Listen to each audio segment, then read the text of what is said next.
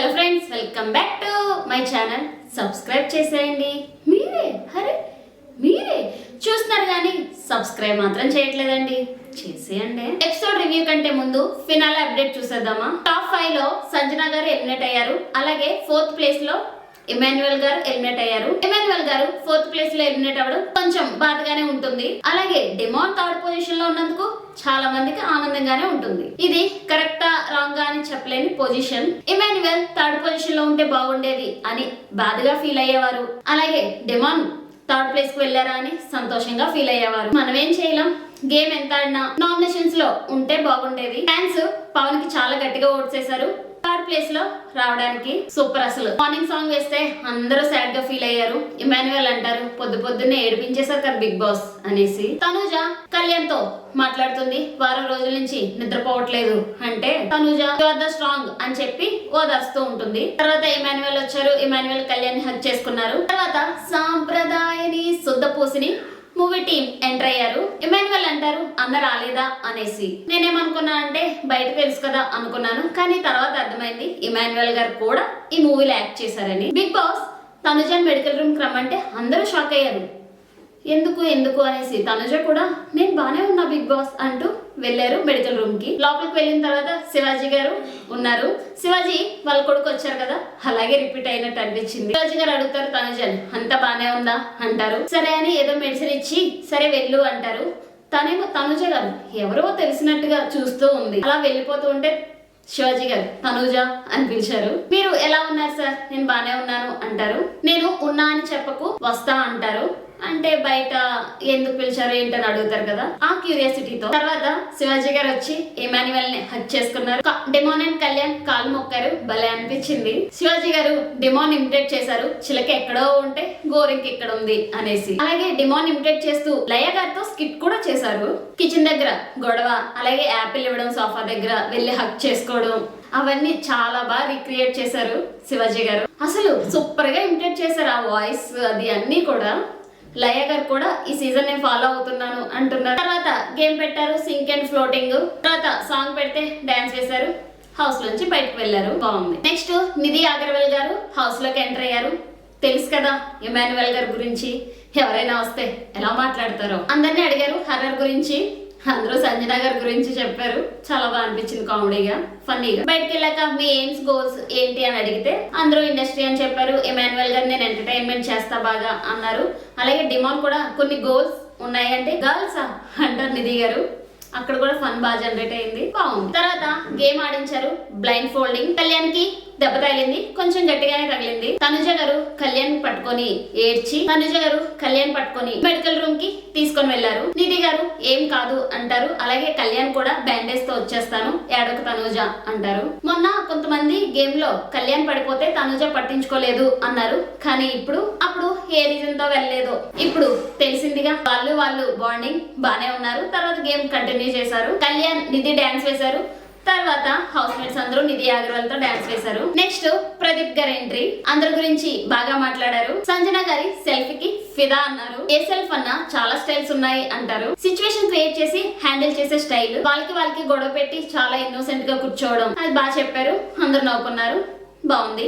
Next BB జోడి start అవుతుంది. Big boss అవగానే బిగ్ బాస్ ఆడియన్స్ మిస్ అవ్వకుండా ఉండడానికి నేనే హోస్ట్ ని, మీలో కూడా చాలా మందికి ఇన్విటేషన్ ఉంది అని చెప్పారు. ఇక్కడ ఇమాన్యుయల్ అంటారు నన్ను పక్కన పెట్టన్నా, నాకైతే డాన్స్ రాదు అంటారు. ఒకవేళ వస్తే ఎవరు జోడి అంటే తనుజ అంటారు. నెక్స్ట్ కళ్యాణ్ అడిగారు ఎవరిని సెలెక్ట్ చేసుకుంటా అంటే తెలుసు కదా అన్న నేను ఎవరిని సెలెక్ట్ చేసుకుంటాను అనేసి. తనుజనే కదా. ఇమాన్యుయల్ అంటారు డిమాన్ అడగలేదంటే ఆల్రెడీ బయట ప్రాక్టీస్ అయిపోయి ఉంటది అనేసి అంటారు. డిమాన్ రీతు కన్ఫర్మ్ గా బిబీ జోడికి వస్తారు. తర్వాత ప్రదీప్ గారు బయటకు వెళ్ళిపోయిన తర్వాత నెక్స్ట్ శ్రీముఖి గారు వచ్చారు. కళ్యాణ్ డిమాన్ ని మా ప్రొడక్ట్స్ అగ్ని పరీక్ష అంటారు. మీ పేరెంట్స్ ఎంత హ్యాపీగా ఫీల్ అవుతారో తెలియదు కానీ నేను మాత్రం చాలా హ్యాపీగా ఫీల్ అవుతున్నాను అంటారు. తర్వాత అందరితో మాట్లాడిన తర్వాత శ్రీముఖి గారు వెళ్ళిపోతుంటే డిమాన్ అడుగుతున్నారు. రీతు వెళ్ళాక నేను ఎలా ఉన్నాను అంటే శ్రీముఖి గారు అంటారు అందరూ నిన్ను నలిపేస్తారు అనుకున్నాను, కానీ రివర్స్ లో నువ్వే అందరినీ నలిపేస్తున్నావు అంటారు. బాగా చెప్పారు. ఎందుకంటే తను వెళ్ళిపోయిన తర్వాత కామెడీ ఏంటి, ఎంటర్టైన్ ఏంటి, చాలా బాగా చేస్తున్నారు. కానీ డిమాండ్ పవన్ లాస్ట్ లో సూపర్ గా పర్ఫార్మ్ చేశారు. ముందు నుంచే ఇలా ఉంటుంటే విన్ అయ్యే ఛాన్సెస్ హైలో ఉండేవి అనిపించింది. నెక్స్ట్ మళ్ళీ శ్రీముఖి అండ్ ప్రదీప్ గారు ఎంటర్ అయ్యారు. మ్యూజిక్ కాన్సెప్ట్ సాంగ్స్ ఒక్కొక్కరికి డెడికేట్ చేశారు. అంటే ఒకరి గురించి ఒకరు చెప్పడం.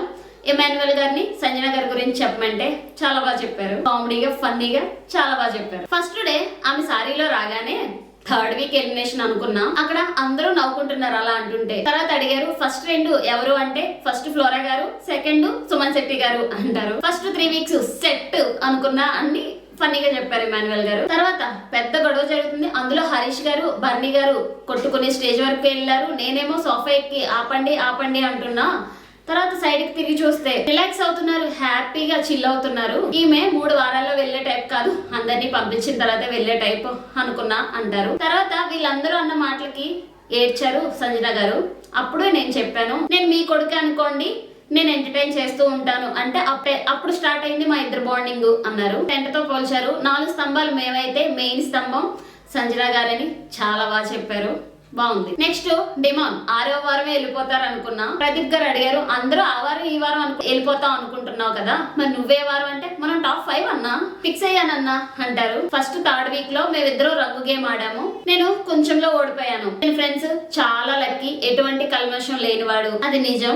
గేమ్ ఏంటి, ఎలా ఆడాలి, మనం టాప్ 5 కి వెళ్ళాలి అంటే ఏం చేయాలి, మనం అంతా అనుకునే లోపే వాడు వెళ్ళి టాప్ 5 లో కూర్చున్నాడు. తను చాలా బాగా చెప్పారు. తను గేమ్స్ ఆడారు. అలాగే తను డిమాండ్ పవన్ ఫ్యాన్స్ కూడా చాలా బాగా సపోర్ట్ చేశారు డిమాండ్ కి. నెక్స్ట్ తనుజ కళ్యాణ్ గురించి చెప్పింది. ఈ హౌస్ లో నాకు సారీ చెప్పిన ఫస్ట్ పర్సన్ కళ్యాణ్. తన గురించి నెగిటివ్ గా మాట్లాడుతుంటే నచ్చేది కాదు, అంటే టెనెన్స్ ఓనర్స్ గా ఉన్నప్పుడు. కానీ ఎవరికి చెప్పలేదు. అది నామినేషన్స్ వరకు కూడా వెళ్ళింది.